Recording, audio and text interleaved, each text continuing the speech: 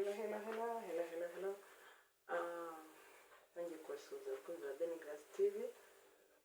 Uyu munsi rero ndagarutse ndi mu rugo, ndashaka kubereka ibikoresho bimwe na bimwe byo mu gikoni. Harimo abantu bajya babona ko usanga badasobanukiwe ibintu by'ingenzi byo mu gikoni. Ni ukuvuga ngo habaho ibintu by'ingenzi byo mu gikoni ushobora kwifashisha mu kazi ka buri munsi, mu buzima bwa buri munsi. Kurya turabikenera buri munsi, kunywa turabikenera buri munsi. So ni ukuvuga ngo igikoni rero ni ingenzi, ni ikintu umuntu akenera buri munsi. So ibintu by'ingenzi rero byo mu gikoni, ngiye kubereka ibintu by'ingenzi byo mu gikoni. Ni ukuvuga ngo harimo iby'ingenzi uba ugomba gutunga uko byagenda kose. So ni ukuvuga ngo turahererana byinshi, ariko ndagerageza kujya muri burefinga. Reka duhere mu gikoni. Aka ni akayiko gatoya, kugira ngo murabizi gashobora gukenerwa ukayoza umunyu, isukari, n'ibindi byose uteka, amafu, ubuki, burubandi cyangwa se marigarine, ibintu byinshi. Iki nacyo ni ikiyiko, biterwa n'icyo ushaka. Iki ni ikiyiko kinini nacyo ushobora kwifashisha mu gikoni ukaba wakemura ibibazo. Ibi byose rero ni ibintu ushobora kwifashisha mu gikoni bikaba byagufasha mu buzima bwa buri munsi. So iki ni ikiyiko kinini, aka ni akayiko gato. Iyi ni ikanya,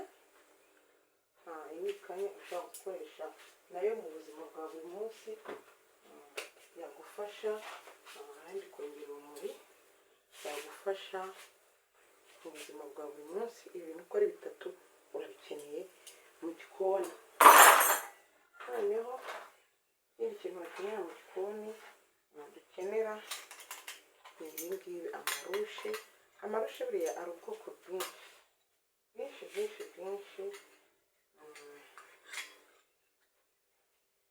Iyi ni rushe ushobora kwaruza, ushobora gutekesha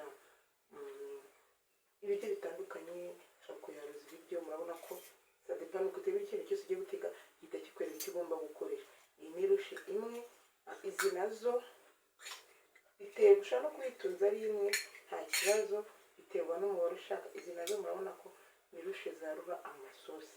Izi rushe niyo waba uyifite ari imwe, si ngombwa nyinshi. Ushobora kujya yaruza ibintu by'isosi, ibinyobwa, y'inyama, y'imboga. Biba simple kuba wabikoresha mu bintu by'amasosi. Iyi rero ni rushe ushobora gukenera mu buzima bwa buri munsi. Tukiri ku marushe,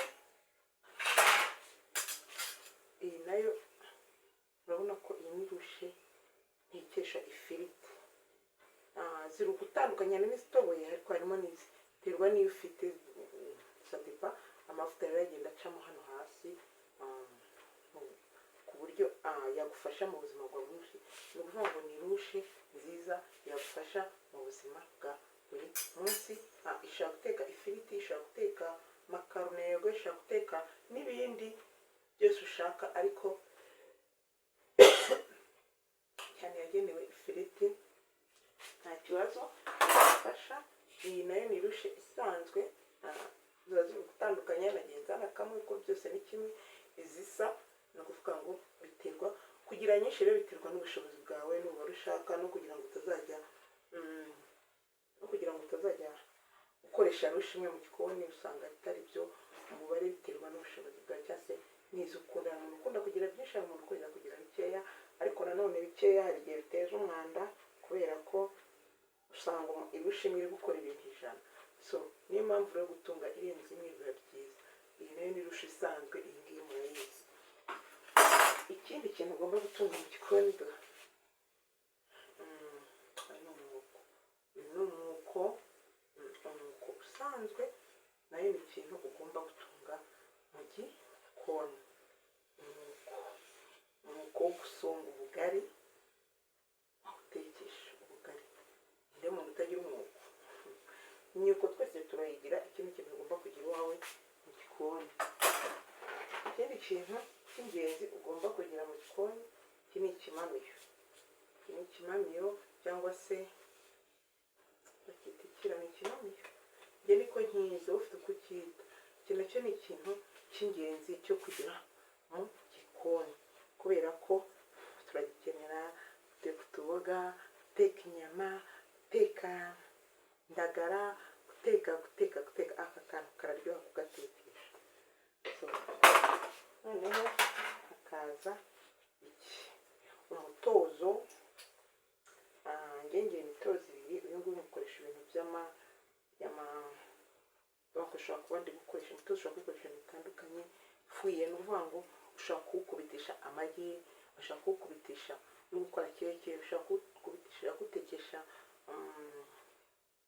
ibintu bitandukanye. Umutozo ukora utuntu twinshi, kubita amata, kuvanga ibintu, keke, ibintu nk'ibi bisanzwe. Umutozo rero ngira umuntu ukora mu bintu by'amafarini, nkagira n'uteka, ngiye gutekesha n'igikoma, afite akandi kari karatekesha igikoma. Biterwa rero umubare wakorwa n'ibyo ufite. Uvuga ngo mfite umutozo uyu muremure, habaho umuremure sibyo, kabaho n'umugufiya. Nabibonye ni imitozo ushobora gukoresha mu ukuntu itandukanye. Uyu nguyu wawutekesha mu isafuriya ukanawusigamo, uyu nguyu watakaramo. Ni ikintu cy'ingenzi. Ikindi kintu cy'ingenzi ni ikintu cy'ingenzi ugomba gutunga mu rugo iwawe, aka kabirikira antonwari. Aka ni akabirikira kagufasha gusuka amazi, gusuka igikoma, gusuka ibintu kugira ngo bitameneka. Usanga uri kubimena kandi ari ingenzi, ari ibintu abantu barya. Mwabibonye, iyi ni antonwari. Antonwari ngenda ikunda kuko iramfasha kutamenagura ibintu. Noneho tukaza kuri aka ni akayungirizo sibyo. Aka ni akayungirizo umuntu ashaka gukoresha mu rugo, yibereye mu rugo, akagize ugakora ibintu byinshi, gusuka icyayi, gusuka ji, gusuka kuyungurura amazi. Utuyungirizo dukora ibintu byinshi pe. Byaba byiza rero utunze kurenza kamwe, kuko akayungirizo ushobora kugasukisha, ugasanga kamwe ugiye ugakoresha amaji, abantu dukora amaji, ugasanga wenda mu kanya ukeneye guteka icyayi, ugasanga birimo birakugora kwirirwa woza. Ni byiza gutunga akayungirizo kuko agatunga karenze kamwe. Njye niko mbibona ko karakenerwa cyane. Ikindi kintu rero nanone nkunze cyo mu gikoni, ikintu cy'ingenzi cyo mu gikoni ni ukuvuga ngo ni utu tuntu ni ingenzi. Utu ni ingenzi, utu tuntu ni ingenzi kubera ko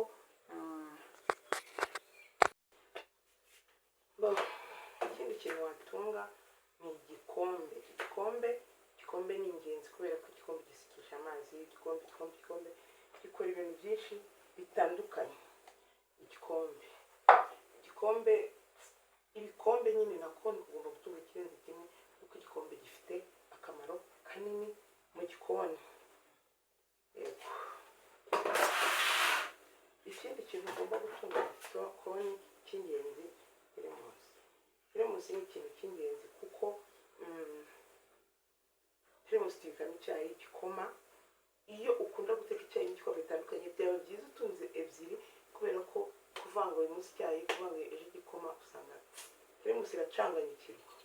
Usanga ushobora kunywa icyayi ukumva kiri guhumura n'igikoma, kuko hariho ukuntu batanayoza neza, ugasanga byivanze mu kanwa. Byiza rero watunga irenze imwe. Ikindi kintu cy'ingenzi watunga mu gikoni, utu tuntu n'umutuzi.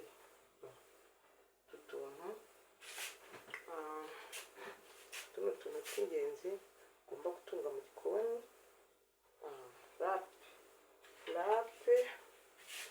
Lape z'ubwoko butandukanye. Iyi ngiyi ni kanini, ariko ni zimwe.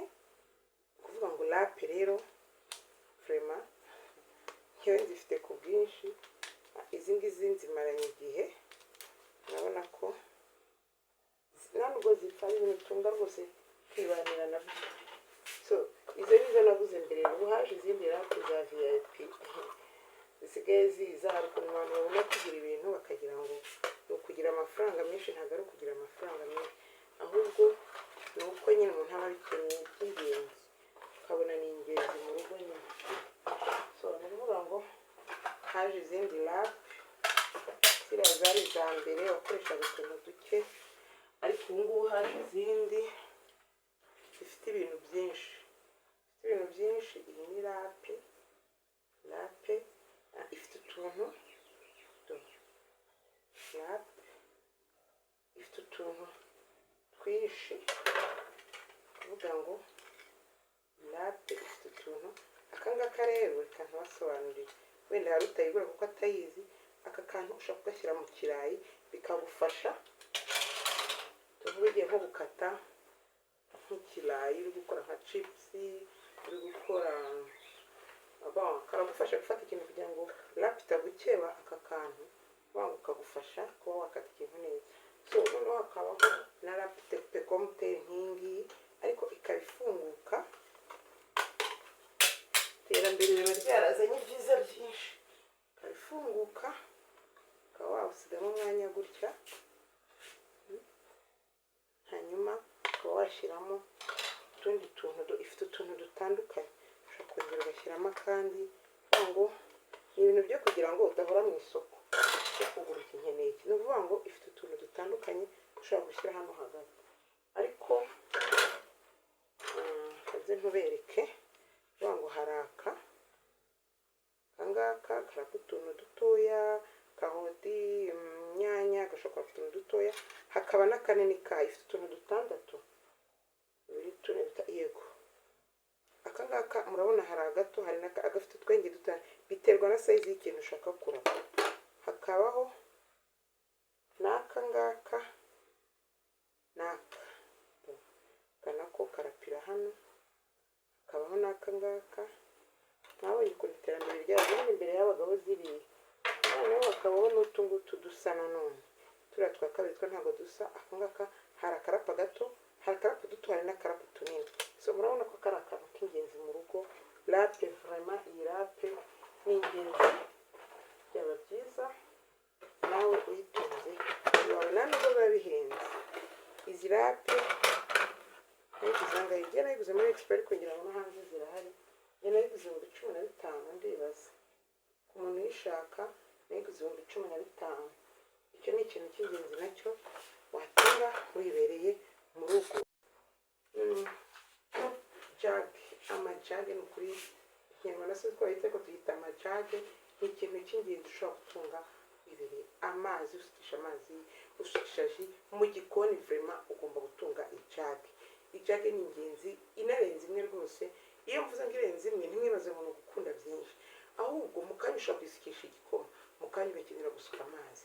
Uzahora kunyuguza niba ugomba koza ibintu bigacya.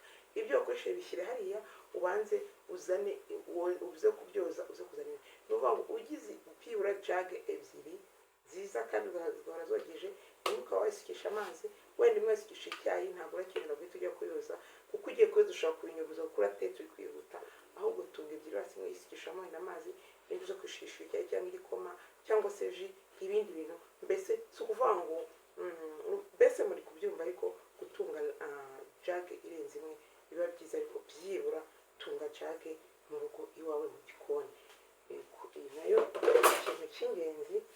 Ikindi cy'ingenzi kiri ku bintu by'amarape. Utu ni udukoresho abantu dukora igikoni, kuriya dukora n'ibintu bidufasha kwihutisha akazi, bigatuma akazi kacu tutakarambirwa. Ni ukuvuga ngo aka kantu gafite imbaraga zako. Hari utuvidewo nagiye nziberekamo, ariko aka kantu kabasha kuba kwa kundi gufata icyuma uri gukata kakapapapa, wiri gukata puwavuro, wiri gukata igitunguru, wiri kugira gute. So ngiye hari ukuntu mbigenza kugira mbikora imisegonda. So akangaka ubundi kagenewe gukata ifiriti, karoti, inyanya. Aka kantu gakora ibintu imbaraga z'utu tuntu nzazibereka. Ni ukuvuga ngo aka kantu gakata ifiriti, gakata karoti, gakata inyanya, gakata igitunguru. Hanyuma ushobora kumara kugacishamo hano gutya, ugahita ukenera utuntu tukiri dutoya. Aka rero gasa nk'akabi uraza kubita gutya, karabicagagura kakaguha utuntu dutoya rwose ushaka, sayizi kugeza sayizi wumva ushaka. Ni ukuvuga ngo aka kantu nako ni ingenzi. Utu tuntu turaboneka, abantu mujya mu ma-expo niho nkunda kubigurira. So ni ukuvuga ngo utu tuntu turaboneka rwose. Aka kantu ndagira ngo ko kamaranye imyaka irenga 10 so koko niba natanze 10 cya 10 arenga simbizi cya 15 ntabwo birenga kuri utu tuntu tunari kumwe hari na rape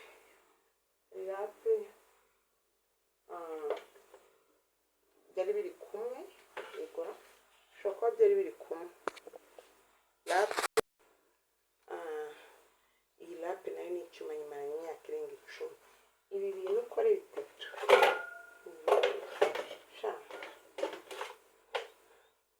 Byingenzi Mugikoni ngira rapa urabona mwabonye amoko ya rape ingisha gukora kimwe nk'izi yego ariko hari utuntu tuba tugenda usanga dutandukanye ukabona igakora kimwe ariko hari ibintu bigenda biza ukabona igihe bifite utundi dushya kubanga ni icyuma nyimaranye igihe hafi imyaka irenga 10 nta kibazo na kimwe iragira n'utu tuntu rero ushobora kutumarana igihe kinini gishoboka nta kibazo turagira no kuvuga ngo ayawe ntago bapfuye gusa iyo dutaye bire ni ibintu dufasha cyane mu buzima bwa buri munsi mu gikoni ushobora kuba watunga nawe iwawe ni ibintu by'ingenzi pe ibintu by'ingenzi ku muntu ukeneye umukobwa ugiye kwimariya donc mvuga ngo hari ibintu by'ingenzi aba akeneye nkiri kuri ako kantu mfite n'akandi utuko cy'ukundi ibintu ntabwo ari ukunda ibintu bishaka hari ukuntu ujya kugura ibintu nko mu ma expo bakaguhera rimwe so nuvuga ngo nk'aka sindana gafungura ariko gasa nk'akandi gasa huje ntagashya gafite impamvu kameze nk'aka ntabwo nari kwanjye kugura ikintu ngo bakampe nkange niko akanyine gusa gasa umutuku ahari ariko niko kangaka nyine so urabona ko nyikaritse kuko neza ko kari agashaka kugira ikibazo hazagakenera aka kantu rero ni ingenzi nakaberetse akanga gasa umutuku ariko gakora cyo kimwe nk'akara niko kimwe nk'akariya nakaguze ko naguze ikindi kintu barakama ntabwo nari kukanga rero bakanda gafite oya ntawandi jana murindi uvuga ngo izi rape zo nazibasobanuriyeho nibaze yuko mwazumvije ikindi kintu cy'ingenzi rero ushaka gutunga mu rugo do aka karoso mana yanjye kuri kwa aka karoso aka ni akaroso niguriye mbere none haje n'ibindi by'abazungu byiza aka karoso ni bwa bundi basigisha nagiye kugura muri kenkayori muri kenkaya kaguraga 500 nkamaranye igihe mubona ko nkunda gukora ibintu by'imigati byose karamfasha so gusa haje ibindi by'iterambere mw'abantu bijyanye n'igihe naguza kandi kaba kari kumwe n'utu tuntu twako ni ukuvuga ngo ndaje ntubereke ariko aka karoso ni ingenzi ku bantu bakunda gukora imigati bakunda gukora amakeke aka karoso kagura amafaranga 500 niba karanengeje wenda ukageza kuri 700 cyangwa 1000 ariko nta nubwo karageza mu 1000 ndatekereza so aka karoso rero ni ingenzi pe ni ingenzi nyamasi pe aka rero kakaba kandi kako ka kizungu kaje do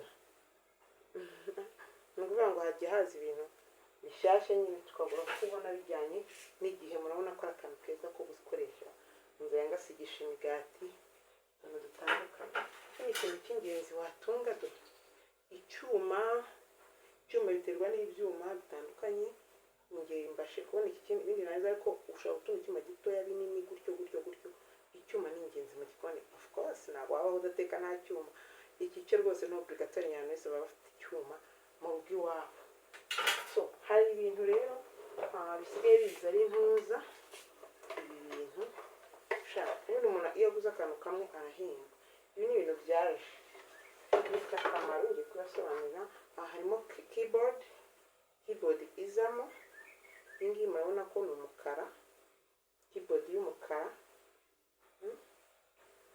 keyboard y'umukara cyane nziza pe sindanayikoresha ariko ufite ayandi ariko nibona ko naga keyboard kazaho keza rwose wakoreraho ibintu bya bitandukanye nubwo mbona ari gato ariko nta kintu gatwaye so iki kintu rero gifite ibintu byinshi gifite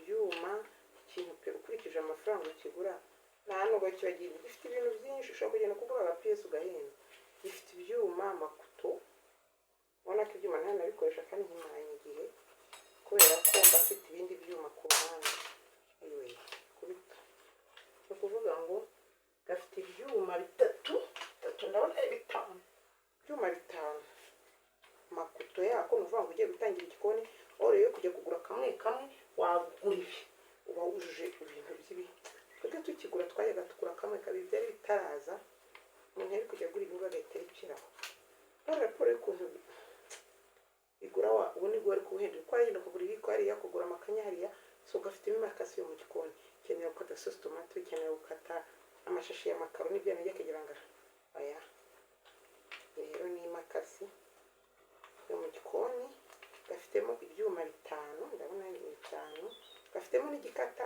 keke cyangwa umugati wow ntakibonye so ikira n'icyuma ni kantu gafite ibyuma byo mu gikoni 5 noneho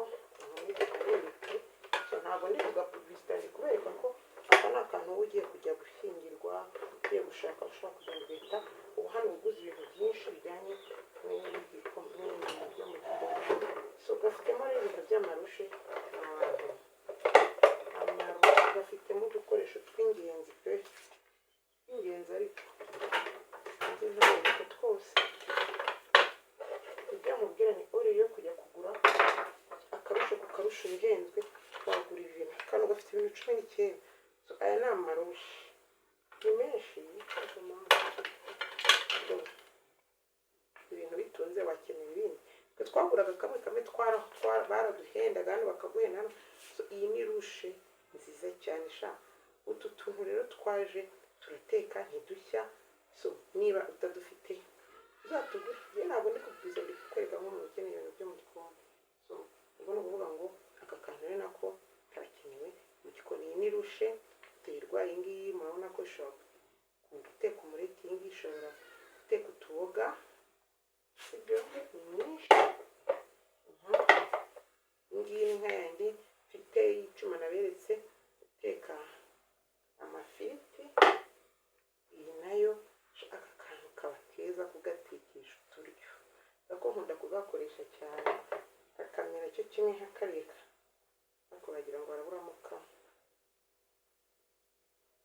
yego kugira ngo utuntu nyine bibonera ukabona ni utuntu twawe do gafite utuntu twinshi urafata ugakoresha ntabwo byo kuvuga ngo turagira aka ni ak'isosi ibyo udaha isosi nka za zindi naberetse z'icyuma kuvuga ngo akaboro uko guze kari kose wabuguze neza aka rero nako murabona ko kagiye kumera cyo kimwe nk'aka ngaka ariko urabona ko kayora ibintu by'umuwenda amazi amavuta aka rero nako do abazungu nabo bakora ibintu byinshi aka nako do murabona ko gafite utuntu twinshi ntabwo ngende muri publicité so none kakagira n'umutozo wako ufuye urabona ko ukuriye rimwe utajya kuri gugura ibindi bikoresho akagira n'aka kantu ukoresha ufata amakahoni cyangwa se ushaka kugafatisha inyama amandazi se ibintu nk'ibyo ngibyo kuvanga aka kantu rero do ni aka box yuzuye neza gafite utuntu twinshi ntabwo konsera ko wazagashaka nta kintu bitwara ni ukuvuga ngo nta kintu bitwara hanyuma dukomeze nkomeze mbereke ibintu byo mu gikoni ukenera ikindi kintu wakenera ahantu mutagira umunzani rwose muhora muteka ibintu bidapimye wayi muteka ibintu bidapimye ibintu by'ubu ni imibare umunzani ni mwiza mu gikoni kuko urafasha umunzani urafasha mu gikoni umunzani ni mwiza urafasha mu gikoni so umunzani urapima ukamenya ngo ndapimetse ibiro by'ibiro ibintu byo gupfusha ibiryo ubusa mw'abantu ni akazi kanyu dakanako kari muri twa tundi muri bya bintu ndi kubereka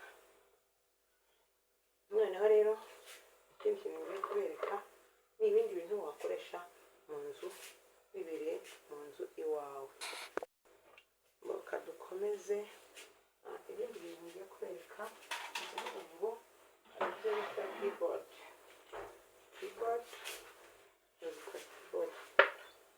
ifite ebyiri gusa biba byiza ababwenge ibintu byose ugize ikintu kirenze kimwe nk'iyi ngiyi bashyiraho ibintu by'imigati ibintu by'amafarini urumva iyi ngiyi ni keyboard nziza umva irakomera urabona ko ni keyboard iteye ibintu byo guteka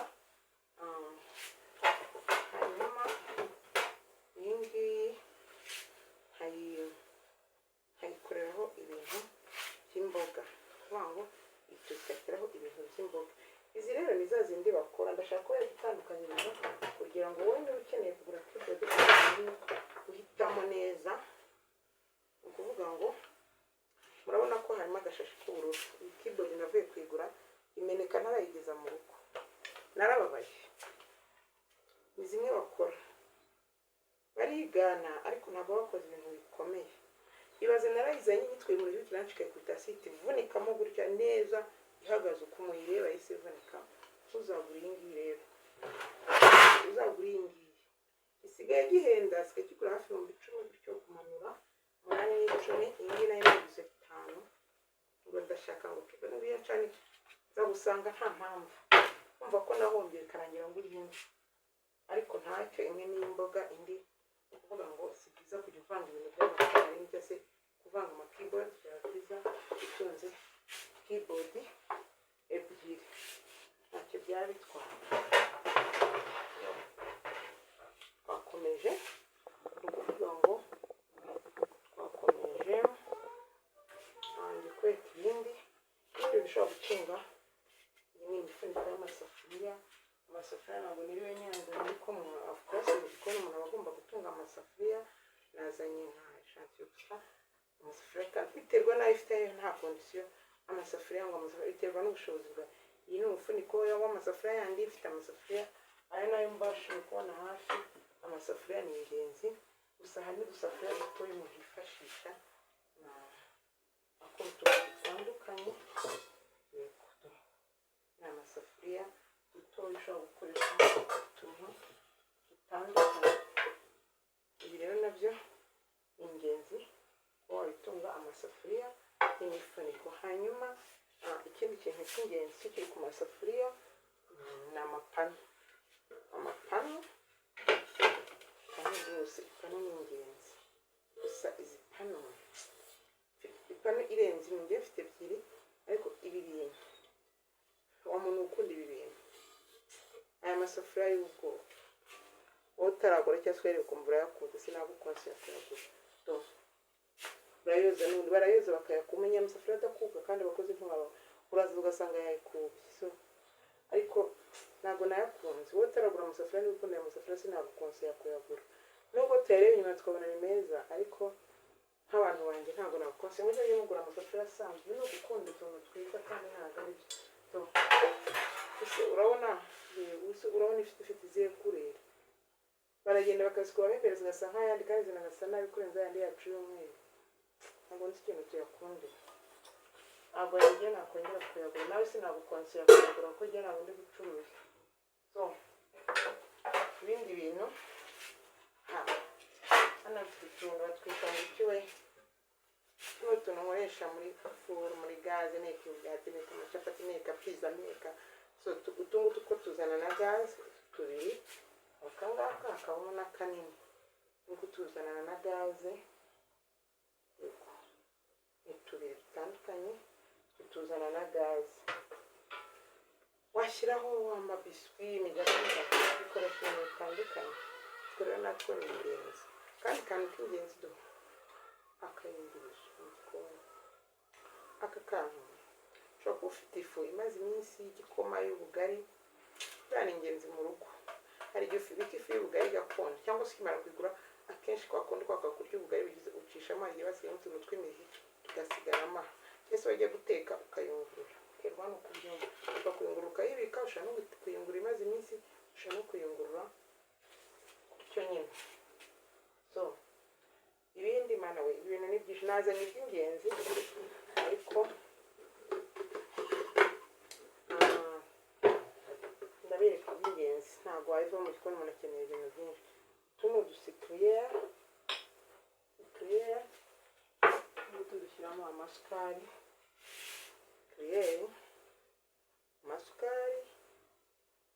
utungutu umuntu aba yaratuguze nyine ni udusikire two gushyiramo isukari muri salo mu gikoni ushobora kuyikenera. Ni ukuvuga ngo udusikire ni ingenzi two kubikamo isukari, umunyu. Nakubwira icyo bitewe n'ibyo ufite. Dore kandi ko umunyu ufite akanako muri salo ugiye kurya shyiramo umunyu. Murabona ko karatoboye kanaberetse neza kana kantu keza wagura kandi kakajya kagufasha mu gikoni. yego cyo kimwe kakajyana haka kagufasha muri salo, bwagufasha muri salo akanako kajyamo umunyu kugira ngo murakabona akantu keza. Tunatwo hari abarya urusenda, hari abarya icyo ushaka washyiramo n'utwo ku meza, gusa tuba twiza kudutunga mu rugo iwawe. Yego komeza hano komeze mbereke n'ibindi wakoresha ibiri mu rugo nagiye mbereka. Reka mbe ribije ku ruhande rumwe. So hari ikintu bita blender. Izi blender bafite nyinshi blender zo, gusa izi ngizi ziraguranwa. Izi ngizi ebyiri n'iyi ngiyi gutya ukabona ngo ni nyinshi ukagira ngo ati ibi blender byose bari guhana muri ipaki imwe. Iyi gutya n'izi ebyiri birazana blender gutya birazana. Izi rero ni blender nari mfunze Byingenzi mara imyaka hafi nibuka 4 cyangwa 3. So iyi nayo ni blender naguze ejo muri Expo. Vraiment ndayikunda, ifite imbaraga, ntigusaba ibintu byo kujya guhata aya. Ifite imbaraga iyi blender, utaragura blender ntabwo konsiya kuzagura iyi blender. Narayikunze nayigize kuko nabonye ifite ingufu. Iyi ngiyi ifite imbaraga par rapport n'ibindi. So rero iyi blender ni ikintu numva nawe konsiya kugura kuko ni blender nziza kandi ifite imbaraga, isiki ibintu byinshi gushyiramo utagombeye kubihata. Biragufasha blender kanywereke neza. Muri Expo zari zirimo wajyaga mudafite gahunda yo kugura blender bakwereka imbaraga z'iyi blender kandi bakwibuka yuko ukunda gukenera blender ugahita uyikoresha. So iyo rero ifite akangaka kayo, ifite n'akandi kayo. Blender ntabwo igira akantu kamwe, akangaka nako ni akayo. Ayibonye akayo ifite ibintu bitandukanye, ibintu bikomeye pe, ifite imbaraga wagira ngo nakoreye. Tukiri kuri blender reka mbereke n'aka hano, nzabereka imbaraga zako. Lala ukuvuga ngo nzabereka imbaraga z'aka kantu n'itaha. Ni akantu keza ushobora kwifashisha mu kazi, mu rugo. Ni akantu keza pe, akantu gasya amaji. Ufashe indimu wakanda, ufashe icunga wakanda, ufashe mandarine wakanda. Barambwiye ngo n'umwembe ariko sindaweseya. Ushyizemo uhita ubona ji ako kanya naturel.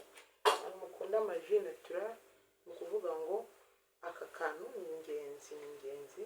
Abantu mukunda amaji ari naturel akangaka bakabura. So rero ni ibintu by'ingenzi birimo bigenda imbere. So hakabaho rero ni ikingiki. Iyi ni paswari. Paswari ni nziza ku bantu bakunda ibintu byo gusya amapotaje, amapire. Njyewe nyikoresha mu gusya pire. Biriya bya pire iraryoha. Washyizemo akaburebo ukayikoresha amata, ndayigutuye. Aka kantu ni keza karamfasha ko karasya. Urumva kagira kandi kantu gafite akantu kameze nk'akuma imbere. Ibyo bintu ugapfundikira ugashyiraho hano kandi ugatona. Nabiri kwisya ngira ngo murabibona.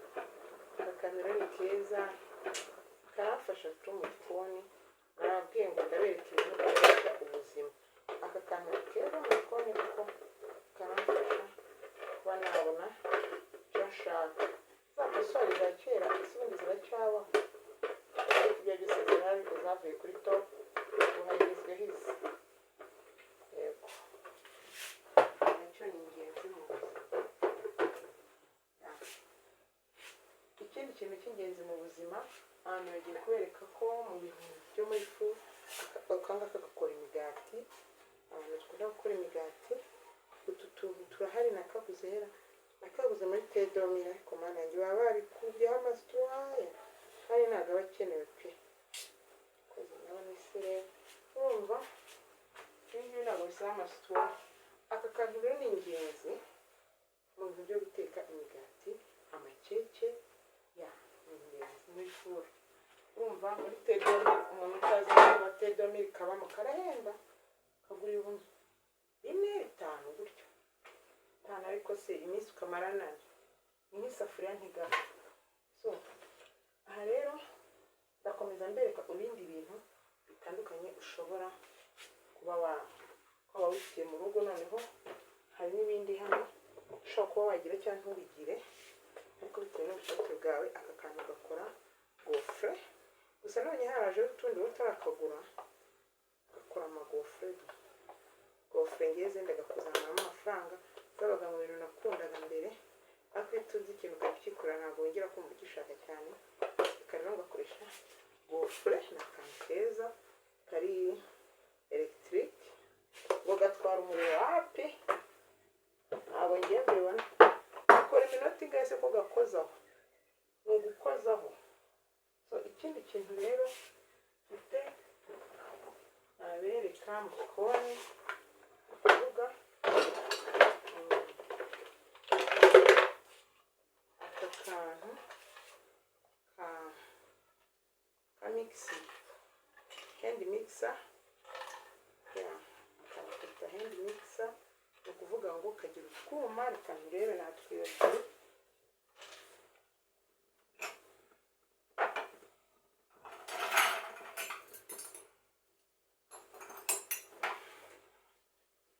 Kagira utwuma tune yego, ni ukuvuga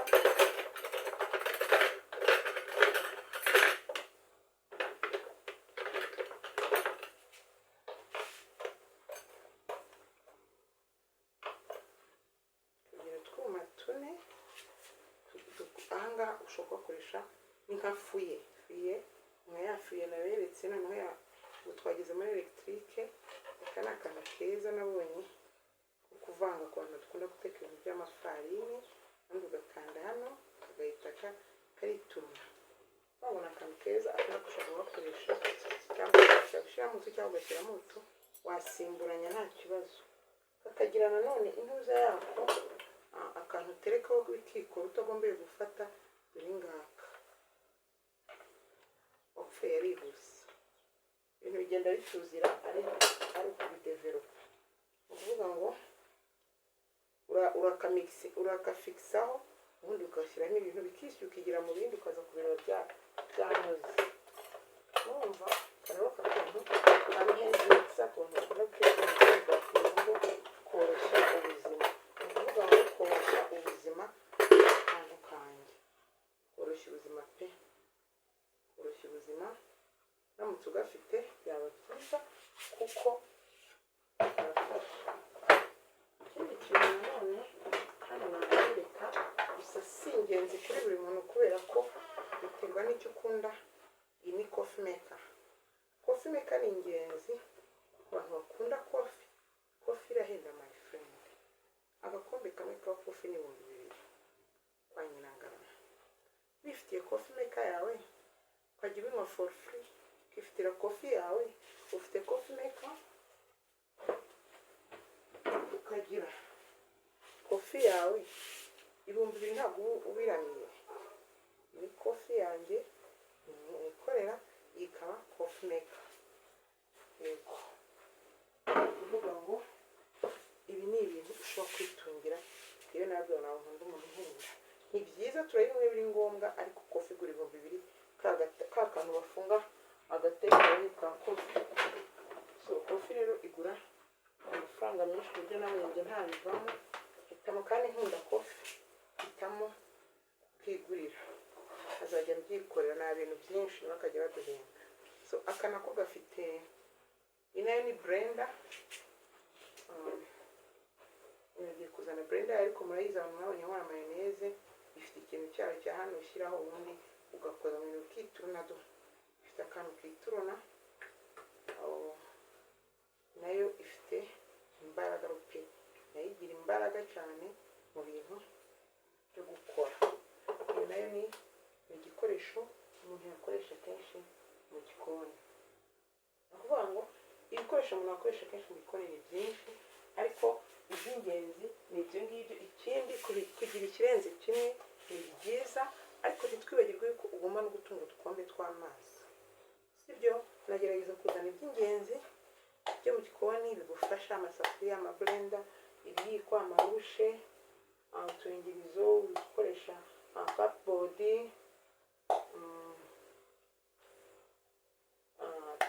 paswari, amasafuriya, umva ni byinshi, ariko ngira ngo ni byinshi, ariko ngira ngo wareba iby'ingenzi. Si ngombwa gutunga umubare nk'uwundi, nawe byakunda. So hari akandi kantu hano rero umuntu udafite aho atereka ibintu, akantu karafasha. Nakaguze kera muri tayidomeya, gafite utuntu tune, tu etaje tune, ukuntu uko ari tubiri, utundi turiho ibintu, uvuga ngo ukagira utu etaje tune.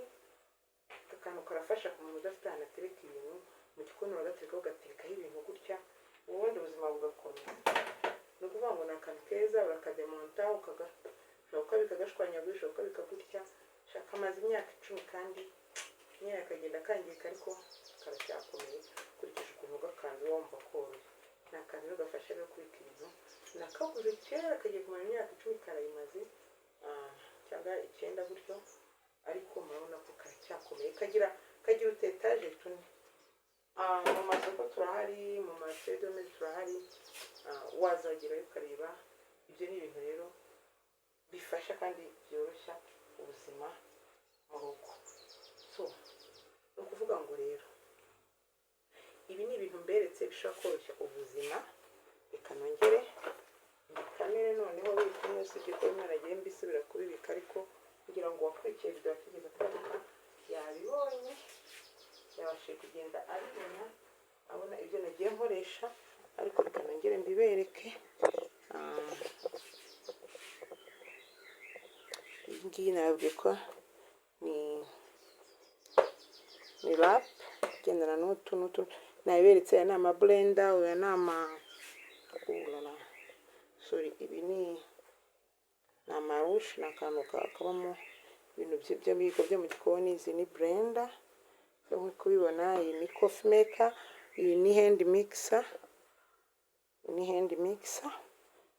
iyi ni teremusi,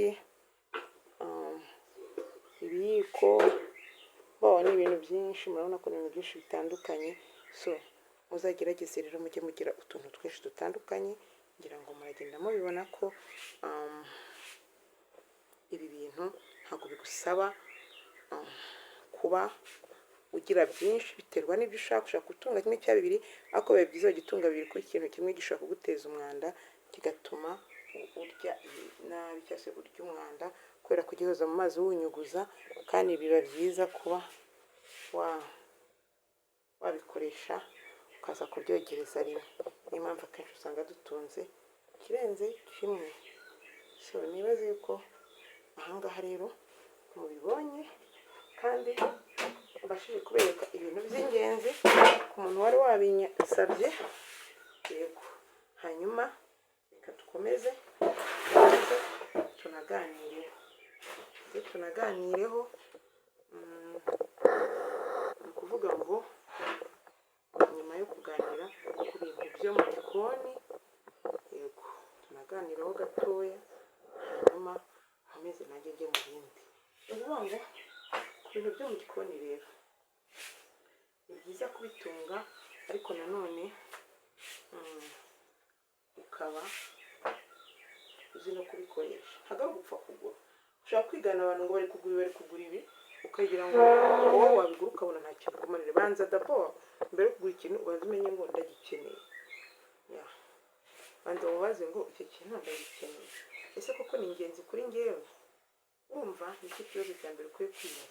Icyo kintu ni ingenzi kuri njyewe, koko ndagikeneye? Icyo si ikibazo cy'ingenzi. Kigure rero wumva ko ugikeneye, uvuga uti ayanjye ntabwo apfuye ubusa, sibyo? Vuga uti ayanjye ntabwo apfuye ubusa, ndagikeneye, nibyo, sibyo? Nibaje uti ndagikeneye, hanyuma niba ugikeneye rwose ukigure. Buriya ikintu wumva ugikeneye ukakigura, ntabwo wumva ko kigutwaye amafaranga menshi, kubera ko wakiguze warangije kubanza kumenya ngo kizafasha iki, kizamarira iki, yego ubwo ni ukuvuga ngo icyo kintu urizasobanutse ukibaza uti ese koko ndagikeneye, wasanga ugikeneye ukakigura yesi, wasanga utagikeneye ukikomereza, cyangwa se ukabaza ukamenya akamaro kacyo wikihutira kugura ibintu ukanaka yabiguze, kuko naje gusanga abantu benshi barabigura urabona nko mu mazi bakwereka ibintu ukavuga uti mana ubuzima ni ubu sinzongera kuvunika, wamara kubigura ukabigura mu kigali gutyo ubonye aho babikoze ntibanje kwereka ko wabikoze, ugahita wihuta ukagura wakigeza mu rugo ukakidepa mu tubati kikabamo we, ukagera ufata icyuma ukata igitunguru n'icyuma kandi kakantu karahari kakorohereza, ukagera gufata karoti poivre ibintu nk'ibyo ukanirwa kudukoresha icyo wabiguriye ku ntisaza niyo byasaza ariko bigasaza wabikoresheje ntacyo, noneho ukavuga uti ugasanga urabidebye, sibyo?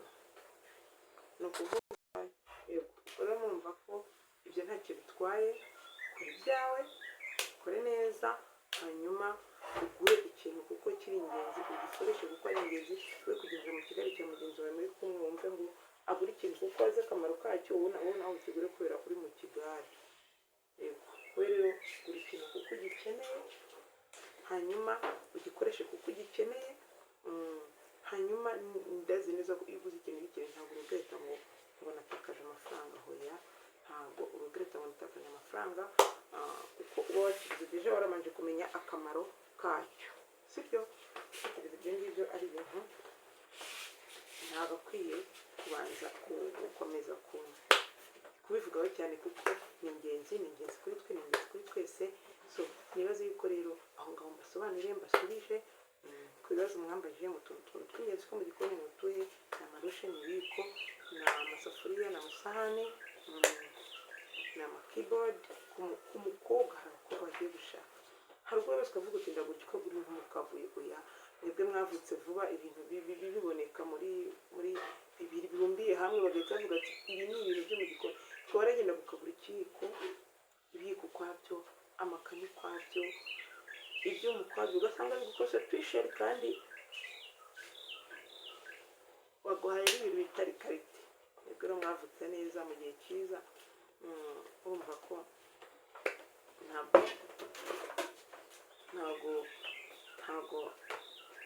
nta birenze, nta bigoye, nta birenze.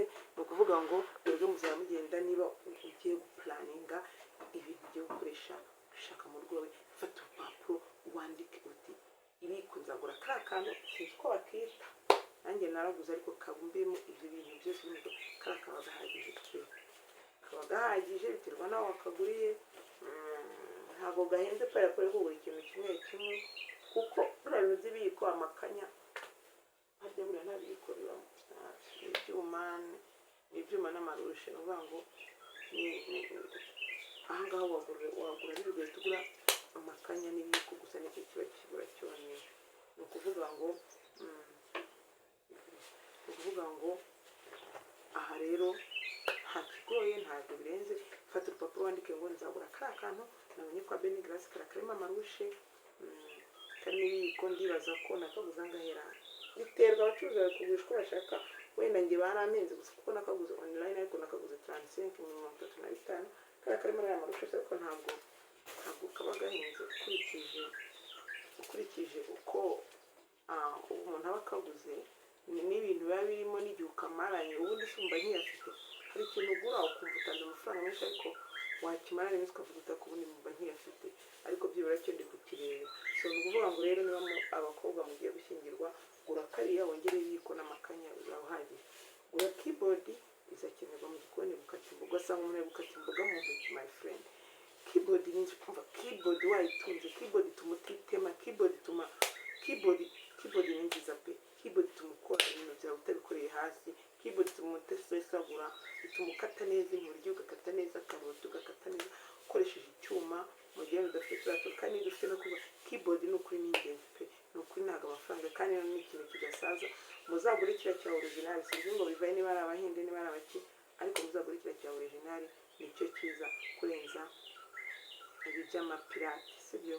Keyboard rero ni ikintu cyiza, n'abakonsiya yuko mwagura kandi mwakoresha mwese, hanyuma mukajya mubikoresha. Ikindi blender my friend, koko kutuba muri kutagira blender, dukunda kugura imbuto, nkanjye ngiye ngira umunebwe wo kurya imbuto gutya ngafata nkatonora nkarya, ariko niba nshaka urubuto rwanjye ndafata icunga ryanjye nkubite muri blender, ndafata umuneke nkubite muri blender. Nkunda kubigura ariko abana bakabyira kuko ngira ubute bwo gutonora icunga, ngira ubute bwo gutonora umwembe, nanga n'ibintu binkoraho, ntabwo usanga birangiye ntabiriye kubera ko ariko mbikubise muri blender ka juice kanjye gasumva ndakanywa nirwa ameze neza.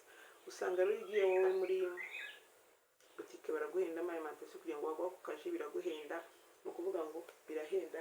Byiza rero wakibyikorera watunga ibikoresho byabyo. Ikindi rero dukomeze tuganire, ni ukuvuga ngo ibone nabwiye ko ari ingenzi, blender naberetse ko ari ingenzi, teremusi ni ingenzi mu rugo. Teremusi ni ingenzi of course. Ntabwo ufite abana ngo ari gutunga teremusi gusa bazarwara bwaki. Ni ukuvuga ngo ukenera kugira teremusi mu rugo wibereye mu rugo iwawe, hanyuma imwe cyangwa ebyiri. Nabwiye ikintu kimwe buriya dukenera guteka icyayi umunsi, ejo tuzakenera guteka igikoma. Sinzi niba hano uzajya ukuramo igikoma cyangwa icyayi biyoze neza. Usanga teremusi y'igikoma iroga igake, ariko burya hari ukuntu ibifitemo yarabaye yabitswe mu gikoma n'icyayi, ikaba yabitswe mu gicyayi, byaba byiza zitandukanye. Bibaye byiza ubishoboye wazitandukanya, ariko binanzwe ukajya ushaka kuzoza neza zigacya. Twe tuba dufite akuntu ntabwo biba byoroshye, watunga ebyiri cyangwa se ugatunga imwe, ariko ukajya wibuka kuyoza neza. Ni ukuvuga ngo teremusi ni ingenzi mu buzima bwa buri munsi. Ni ukuvuga ngo imyuko rero, imyuko nayo ni ingenzi mu buzima bwa buri munsi. Imyuko ni ingenzi mu buzima bwa buri munsi, sibyo? So tuno tufuye cyangwa se udufuye twita udufuye, tuno duteka n'abayezi tw'udufuye natwo ni ingenzi kuko turafasha mu guteka igikoma ntikizemo bya bintu byifashe biriya bintu by'ibitirimwa, kiravanga neza ifu ikanoga. Natwo rero ngira ngo ni ingenzi kuri buri muntu. Byaba byiza nawe udufite, byagufasha guteka igikoma kitagize umwuko. Rero imyuko impamvu umuntu abikoresha, cyangwa se tuno turushe twaje twiza naberetse, ntabwo dukobora amasafuriya. Amasafuriya buriya ujya ukoresha buriya ni bibi gutekesha rushe. Wa muntu ugitekesha rushe ni ikibazo. Iriya rushe iragenda igakobora isafuriya kwa kundi uri kuvangavanga, hakavaho turiya tuntu two mu isafuriya tukaba twajya mu mubiri ukaturya. Wumva niba gakoboye karajya mu biryo, nikajya mu biryo uze kukarya petit à petit, nyuma ujya kubarwa ibintu by'amakanseri n'ibiki byose. Ikigerageza kubarwa ibintu by'amakanseri, hanyuma ugasanga bibaye big deal, sibyo? Yego, twavugaga ngo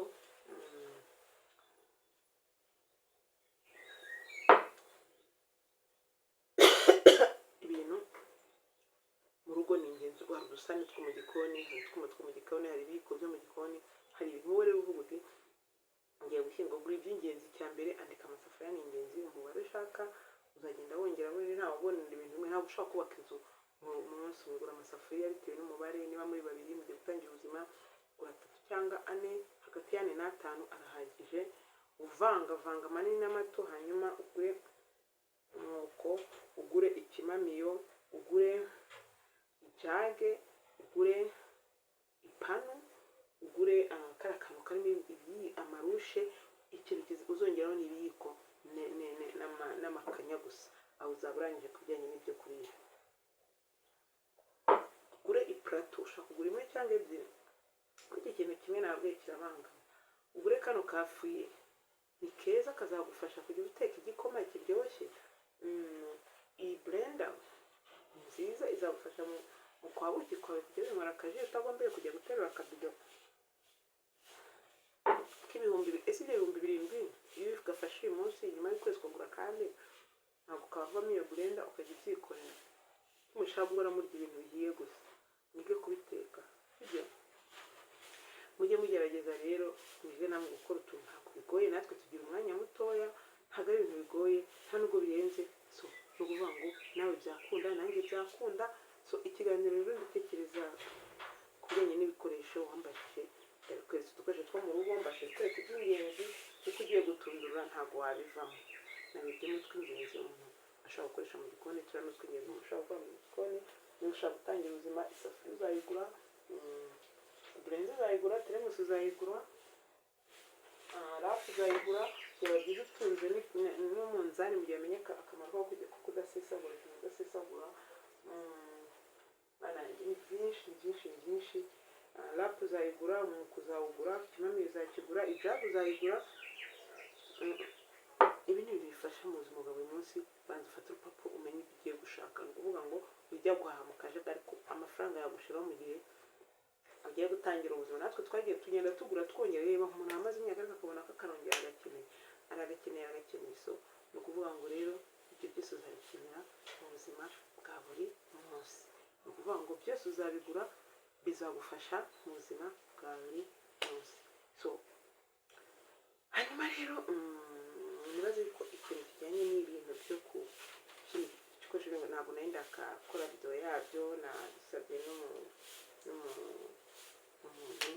kuri TV ntekereza ko mbikozeho mbifashe isaha ndimo ndabikora nibaze ko munyuzwe hengiyeho ubongo rwango n'ibyo ngibyo ibikombe nabishyizemo nabiswambyemo igikombe hajyamo cyangwa se n'amatasi navuze ibintu byoroheje uzi igikombe ushaka kudakora igikombe kugura amatasi ariko mu gikoni amatasi ushaka kujya ameneka mu gikoni byagize ibikombe bya plastique ijage ya plastique ibiko byo ntabwo byangirika mu gikoni hari utuntu tugutuka twakitura hasi ku buryo tudasaba ko wadukoresha mu gikoni ariko ugiye kunywa ukaba bifite ku karahure nk'aka nta kibazo nta big deal so ni ukuvuga ngo rero aho nawe byakunda mujye mugerageza utuntu twose turakunda mujye mugerageza gutunga utuntu tubafasha mu buzima bwa buri munsi dutuma igikoni cyubera kitabarambira ubundi mwige guteka neza kandi mwige gukunda ingo zanyu kuko bituma wibeshaho wirira utuntu uragera ku muhanda wagira ngo ukura amatasi ukabona mugatwumva ushaka kunyegezwe ugahita spending amafaranga utateguye ariko niwiga kubyikorera sibyo niwiga kubyikorera uzasanga ibyo ubirya ukabirya uriya nkanjye sinaca ku muhanda ngo numve nshatse umugati wacu ati ko nabuse mu rugo mwikoreye ayo ntabwo ajya mvamo so umugati usigaye bandisigaye banatwituniraho umugati njye nyagura umugati rimwe na rimwe nkari mu mezi angahe ugasanga umugati mwagura 200 bagiye kuyawiza ku 500 umugati kandi abantu barya imigati buri munsi bisazo ikintu rero nuvuga ngo buri munsi ufite abana bakunda imigati kubona 200 bya buri munsi my friend ni ikibazo cyo wakize kubyikorera twaye rero nuvuga wakiga kubyikorera byagufasha kurusha kujya wigwa uvuga umugati wa 2 buri munsi kumananye mu gihe wawe ukora ugakoresha nk'amafaranga bemo uzi ibyagiyemo nuko mbyumva numva ariko cyaba cyiza so no kuvuga ngo ibintu by'ingenzi so niba ugiye gutangira ubuzima n'aka kantu ntuzakibagirwe ushaka udafite akabata ku kanya usanga tubafite ntakigezweho so ni ukuvuga ngo rero ibyo bintu bizagufasha mu buzima bwawe bwa buri munsi so kuraje rero nibaze ko mwese mbashe gukurikira ahangaha nahagarikira ahangaha kuri iyi video hanyuma tugakomeza ibindi tugakomeza tukavugana ku bindi ku ndwara ku ubuzima bwiza bujyanye n'imibereho ya buri munsi ubuzima bwiza bujyanye no kurya kunywa kuryama no kuryama nabyo ni byiza ukarya mukaruhuka so ikindi ni ukunda coffee wakigurira coffee maker hanyuma ukagikurira ukagura na coffee ukagitunga so good day and last time so mwibuke gukora subscribe nibona video yanjye ikintu gufashije ariko gukora subscribe ku like hanyuma una commenting uraba ugize neza uraba ukoze so nanjye nimba nashakisha umwanya ntabwo binyoroheye nshakisha umwanya kugira ngo mbashe gukora video kubagiza abakiriya banjye video so nibaze rero ko nawe urafata umwanya ukayireba ugafata umwanya ukareba ko hari ibintu by'ingenzi ubura hanyuma icyo nibagiwe nawe ukakinyarira muri comment ukambwira uti n'ikindi cyakenerwa nta kibazo so ndabakunda mwese bye bye ciao ciao